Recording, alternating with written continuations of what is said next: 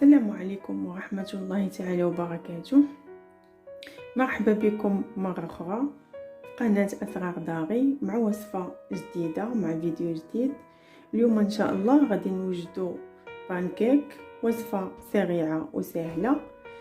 غنحتاجو في المكونات 2 بيضات، 2 كيسان ديال العنبة ديال الدقيق، 2 كيسان ديال العنبة ديال الحليب، 30 غرام ديال السنيده. انا درت غير 30 غرام حيت ما بغيتهمش يجوني حلوين بزاف، حيت مازال غادي ندهنهم بالشكلاط.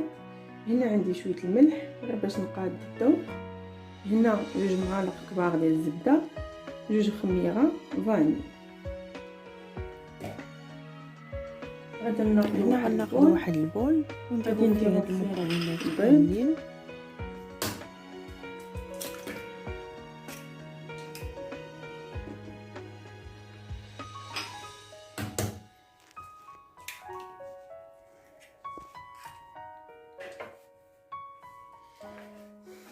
غادي نضربو هادشي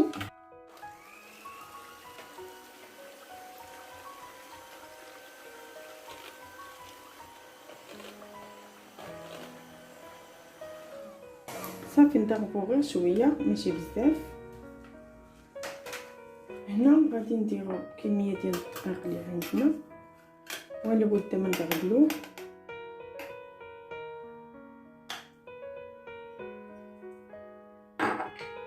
نزيدو عليها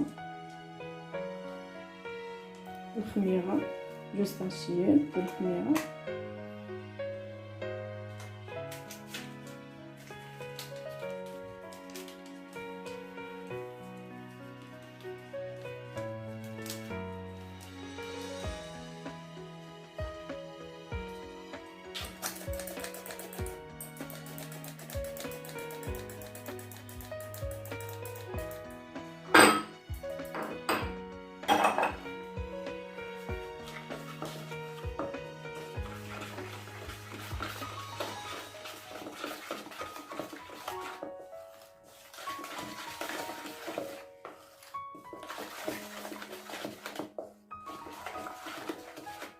هنا من بعد ما وجد لينا الخليط ديالنا خليته يرتاح واحد نص ساعه.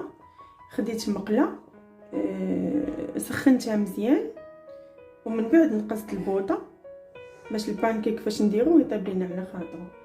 اي مقله عندكم تقدروا ديروها، غير تكون خاصه بليكخير ما تكونش تحرف. انا خديت هاد البول ديال القياس باش يجيوني قياس واحد.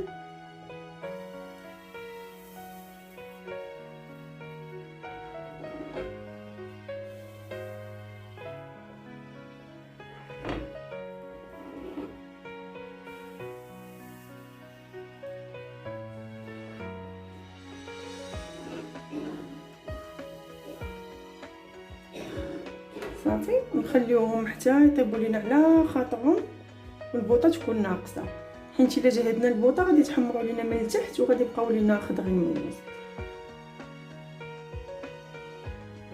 هنا من بعد ما كيديروا هاد الفقاعات يعني راه بداو كيطيبوا، كنقلبوهم على الجهه الاخرى، كنخليو النار مهيله باش ما يتحرقوش لينا.